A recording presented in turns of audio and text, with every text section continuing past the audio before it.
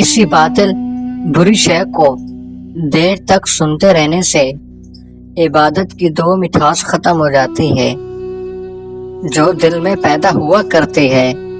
सब दिलों से अफजल दिल वो है जो अल्लाह के नूर से जिंदा होता है। आरिफ वो होता है जो तुम्हारी चुप में तुम्हारी बात का जवाब देता है। जब किसी का वक्त निकल जाए तो दोबारा हासिल करना नामुमकिन होता है, हालांकि उस वक्त से ज्यादा कीमती कोई चीज नहीं होती। जो बंदा अल्लाह से इश्क लड़ा लेता है वो दोज़ख और जन्नत की ख्वाहिश से बहुत दूर चला जाता है। वो सिर्फ अल्लाह के दीदार की ख्वाहिश ज़ाहिर करता है।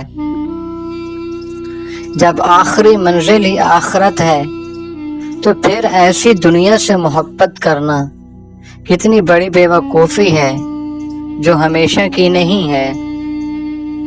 जब इंसान ये एहसान देखना भूल जाता है कि अल्लाह ने उसके लिए तरह तरह की इबादतें बनाई हैं, तो फिर किसी भी अमल की वजह से तकब्बर पैदा हो जाता है।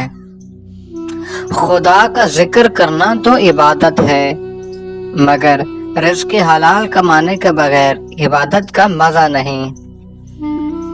वजद की हालत अल्फाज में नहीं डाल सकती, क्योंकि ये यकीन वाले मोमिनों के यहाँ अल्लाह का भेद होता है।